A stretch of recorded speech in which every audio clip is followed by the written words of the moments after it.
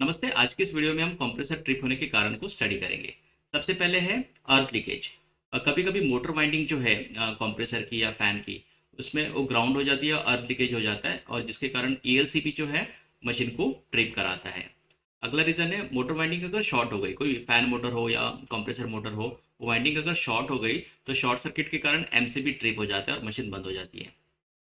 Compressor की part अगर seize हो गया, मतलब उसका वियर एंड टियर ज़्यादा हो गया, ज़्यादा घिस चुके हैं, तो कंप्रेसर मोटर जो है वो ज़्यादा करंट कंज्यूम करती है, जिसके कारण जो है कंप्रेसर ट्रिप हो जाता है, मशीन ट्रिप हो जाती है।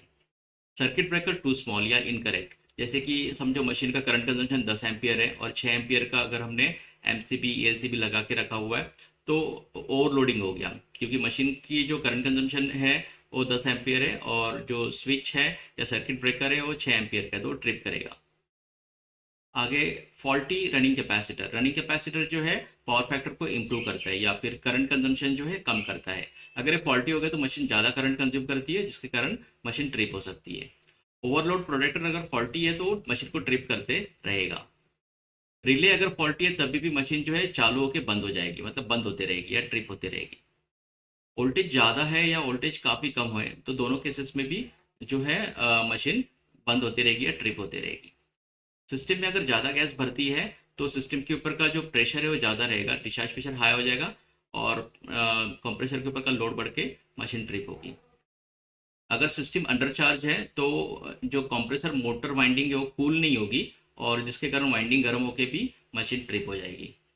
कंडेंसर अगर डर्टी है तो कंडेंसर का जो डिस्चार्ज प्रेशर है या कंडेंसर प्रेशर है वो हाई हो जाएगा, कंप्रेसर का लोड बढ़ेगा और मशीन ट्रिप होती रहेगी। इनएडिक्वेट एयर फ्लो किसी भी कारण से कम है, फैन स्पीड जो है कम है, कैपेसिटर वीक होने की वजह से या लुब्रिकेशन नहीं होने की वजह से या और किसी वजह से एयर फ्लो अगर सही नहीं हो रहा है, तो कंडेंसर जो है ज़्यादा गर्म हो जाएगा, डिस्चार्ज प्रेशर हाई हो जाएगा और मशीन ट्रिप होते रहेगी। बाहर का टेम्परेचर अगर हाई है तो कंडेंसेशन प्रॉपर नहीं होता है, जिससे कि डिस्चार्ज प्रेशर बढ़ता है और कंप्रेसर का लोड बढ़ के मशीन ट्रिप होते रहेगी। मशीन की कैपेसिटी अगर कम है, जैसे कि 1.5 टन की रिक्वायरमेंट है और 1 टन की मशीन लगवा के रखी है, तो 1 टन की मशीन कंटिन्यूस चलेगी और ओवरलोडिंग पे बंद होती रहेगी। कंटेमिनेशन इन सिस्टम, सिस्टम के अंदर अगर एयर या नॉन कंडेंसेबल गैसेस है तो डिस्चार्ज प्रेशर हाई हो जाएगा, कंप्रेसर का लोड बढ़ेगा और मशीन ट्रिप होती रहेगी। अगर लुब्रिकेशन नहीं है कंप्रेसर को तो वहाँ पे वियर एंड टियर होगा, फ्रिक्शन होगा, फ्रिक्शन के कारण जो है मोटर ज़्यादा करंट कंज्यूम करेगी और मशीन जो है ट्रिप होती रहेगी। Thank you very much.